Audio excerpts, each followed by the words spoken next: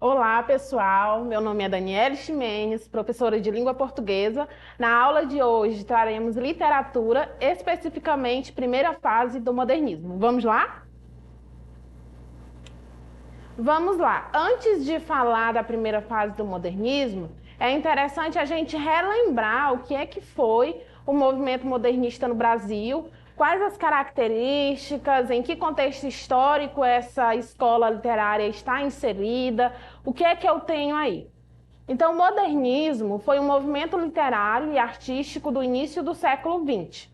Tinha como principal objetivo romper com a estética tradicionalista, libertando-se dos paradigmas, formalismos e regras que até então imperavam. Aí ao lado eu escolhi essa obra aí, que é da Tarsila do Amaral, intitulada Abaporu. Posteriormente nós falaremos sobre ela. E aí voltamos aqui falando do modernismo, e aí a gente fala que uma das principais características é romper com a tradição. Então observa, se você já tiver assistido aulas anteriores, a gente tem aí anterior ao modernismo, o pré-modernismo, a gente tem o realismo, o naturalismo, o parnasianismo e especificamente o modernismo tenta romper com essa tradição do parnasianismo e nesse período a gente tem uma produção na prosa realista e na poesia, no poema, a gente tem uma produção mais parnasianista. Se você não sabe o que é o parnasianismo, qual é a característica, o parnasianismo ele traz uma linguagem mais formal, mais, como eu poderia dizer, mais rebuscada, que trabalha todos os recursos da linguagem, quer dizer, as palavras, os termos que eu utilizo ali, eles não são de conhecimento de todos ou são de difícil compreensão para alguns grupos de pessoas, no entanto, são bonitas, quer dizer, tem um som agradável, assim como você pode observar na letra do hino nacional brasileiro. Vamos lá, a primeira fase. A primeira fase, ela teve início em 1922 e se estende a 1930. É conhecida como fase heróica, tá?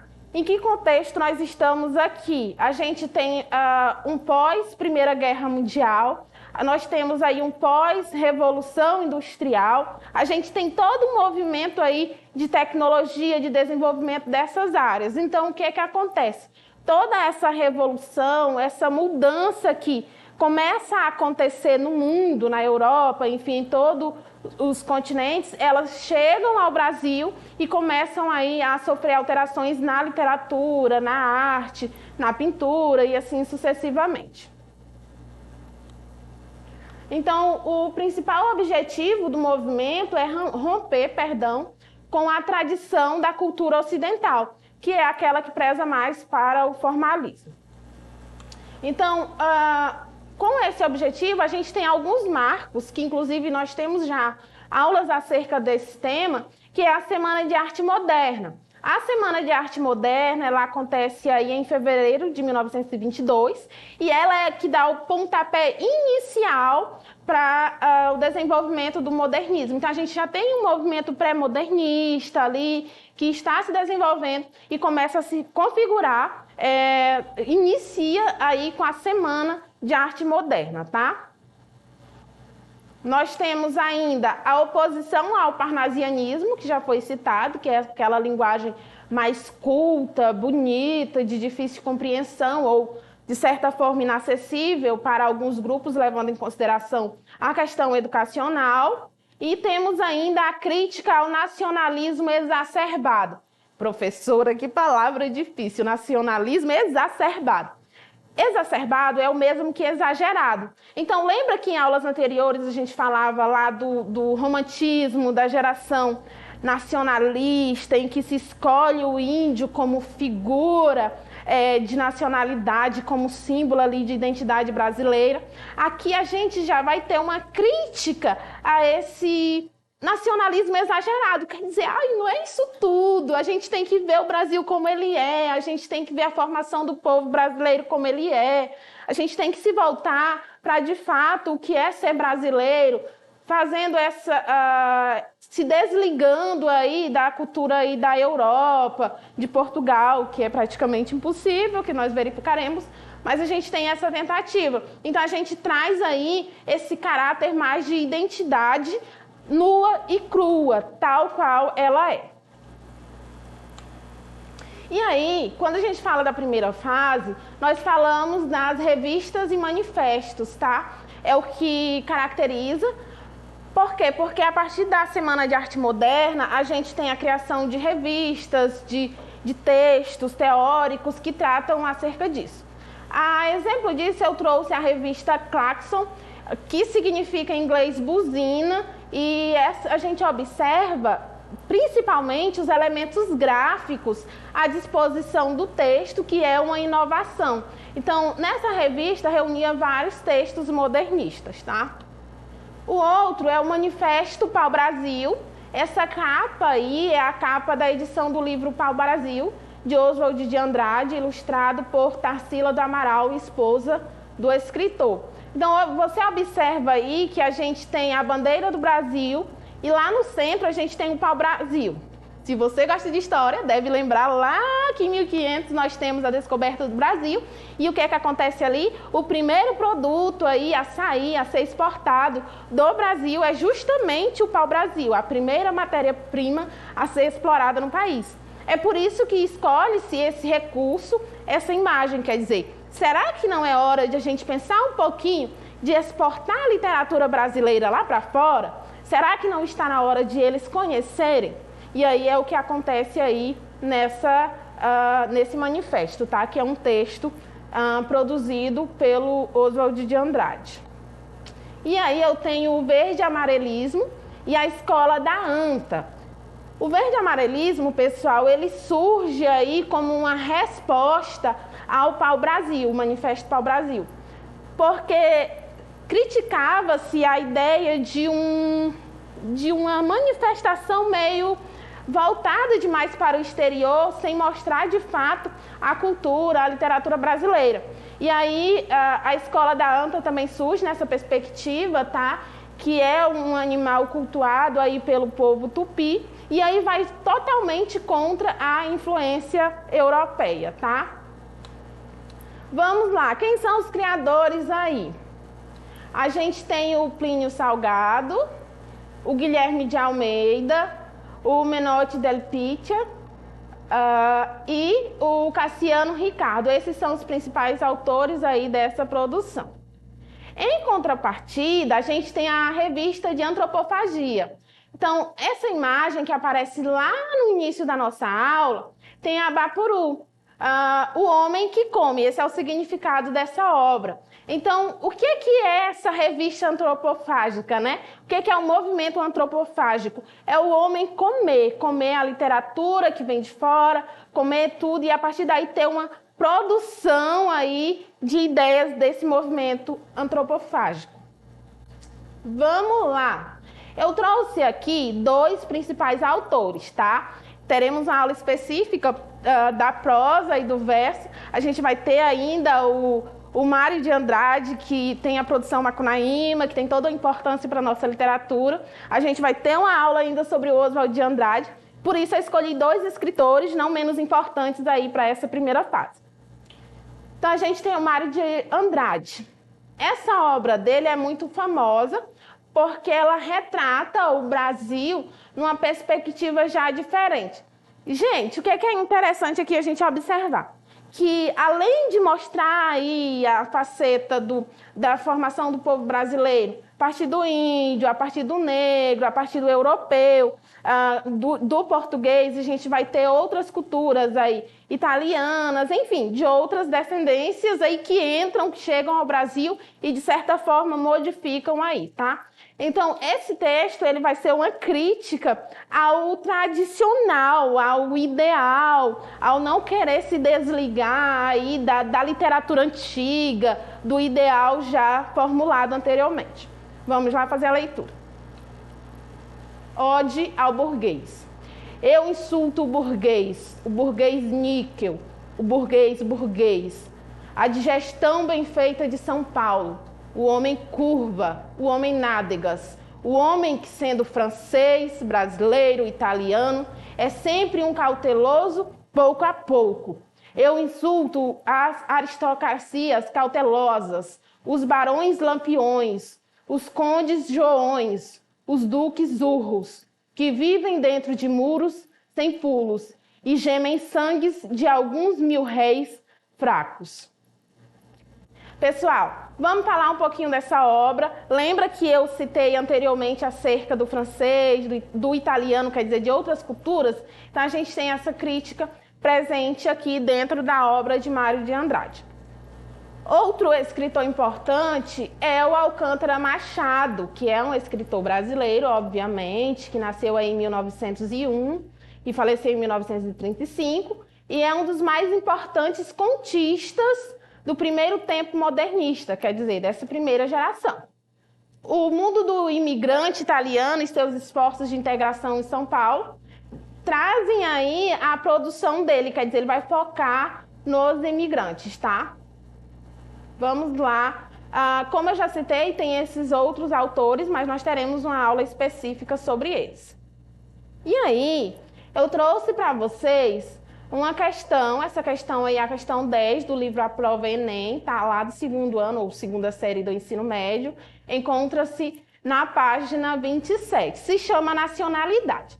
Não estranhem se vocês observarem no decorrer da leitura alguns termos aí ou algumas falas italianas, e a professora vai se esforçar na medida do possível para trazer mais aproximado aí do idioma, tá bom? Mas não tem problema fazer a leitura, de acordo com o que se entende aí na língua portuguesa. Vamos lá. Diz assim: nacionalidade.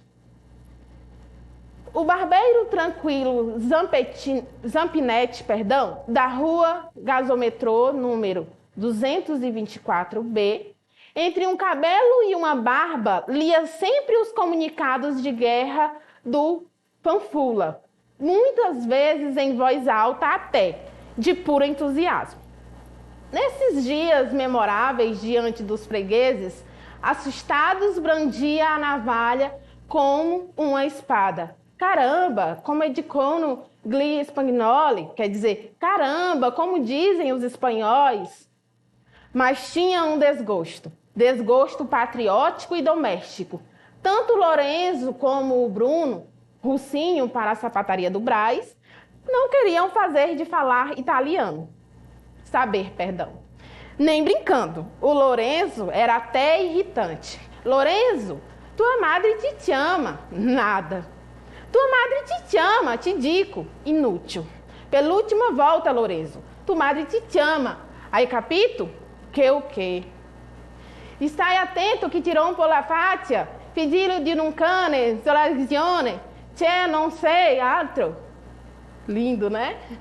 Pode ofender que não entendo. Mamãe, mamãe, mamãe, cada surra que só vendo. Depois do jantar, tranquilo, punha 2 cadeiras nas calçadas e chamava a mulher. Ficavam gozando a fresca uma porção de tempo. Tranquilo, cachimbando, fumando. Dona Emília fazendo meias roxas, verdes, amarelas. Às vezes, o diácono vinha também carregando a sua cadeira de palha grossa. Alcântara Machado, Antônio, Brás, Bexiga e Barra Funda. Lindo, não é o texto, pessoal? Ele traz aí alguns termos em italiano. Vamos lá à nossa questão. Vocês já observam aí que nós já temos a resposta correta marcada em verde, mas analisaremos questão alternativa por alternativa, tá? Diz assim: a obra Brás, Bexiga e Barra Funda, datada aí de 1927, do modernista Alcântara Machado, explora uma faceta do processo de urbanização e industrialização de São Paulo no início do século XX. A integração dos imigrantes italianos à sociedade brasileira. No trecho selecionado, A língua italiana representa para o barbeiro. Então, observa que aí a gente tem todo o contexto que é necessário para compreender essa questão. E aí o foco é relacionado à língua italiana, que aparece de forma muito nítida. Então, como ela aparece aí a sua representação? Ela aparece como um motivo de vergonha diante de seus fregueses? Não, ela não aparece dessa forma, não é? Ele, inclusive, tem muita alegria de falar dessa maneira. Uma herança cultural, letra B, da qual ele queria se livrar num novo país, não transparece. C, um meio de aproximação com as gerações mais jovens da família, não é esse o foco. Letra D, o impedimento para se comunicar com as outras pessoas no bairro. Então, observa-se que ele sabe os 2 idiomas, utiliza o italiano por gosto, por vontade. E letra E ou E, uma forma de manter sua identidade cultural no país que o acolheu. Então, a gente observa que na produção do escritor, a gente tem essa mesclagem, uma mistura ali do português com o italiano, mostrando, enfatizando que a gente tem outras línguas entrando em contato com a língua portuguesa e que merecem também essa valorização, que é um foco aí da produção literária do autor, tá? E a nossa próxima questão é a questão 125 do livro Resolva Enem. Esse é o volume 1, tá? Lá na página 155.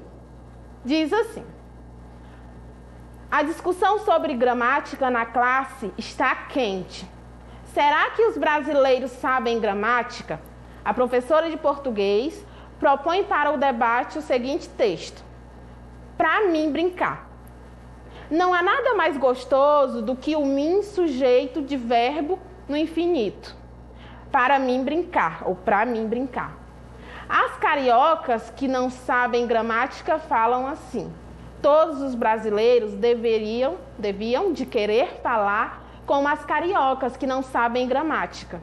As palavras mais feias da língua portuguesa são quiçá, alhures e miúde. Aí um texto do Manuel Bandeira. Então a gente observa aí, começa pelo título, para mim brincar. Lá e vem ela, né, com as coisas de gramática. Professor, odeio gramática, mas para mim brincar. Pessoal, se fosse falar no nível formal da língua portuguesa, o adequado a essa modalidade da língua seria para eu brincar, certo? Então, o que é que o autor vai trazer aí no decorrer do texto? Ele vai fazer uma crítica. Se você observa lá no final do texto, termos como quiçá, alhures e miúde, você pode até jogar aí no seu buscador, no seu navegador, você vai observar que essas palavras, elas estão em desuso, quer dizer, elas não estão mais sendo utilizadas pela maioria das pessoas. Então, embora se defenda aí que o uso correto seja para eu brincar, coloquialmente falando e num contexto mais geral, observa-se que a maioria das pessoas falam para mim brincar, tá? Então, nessa perspectiva, é uma crítica que o autor traz. Vamos às alternativas. Com a orientação da professora e após o debate sobre o texto de Manuel Bandeira, os alunos chegam à seguinte conclusão. Letra A.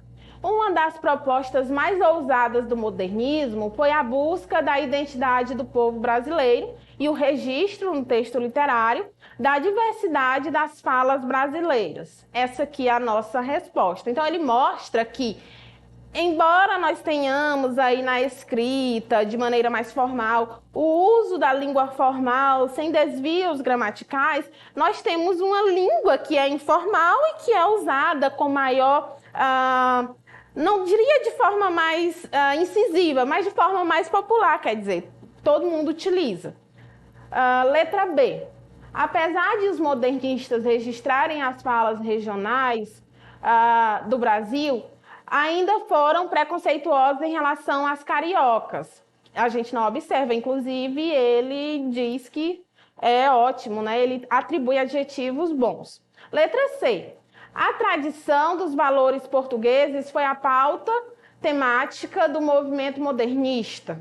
Não é essa temática, a gente observa esse desligamento, ou pelo menos a tentativa, da literatura portuguesa ou dos valores portugueses.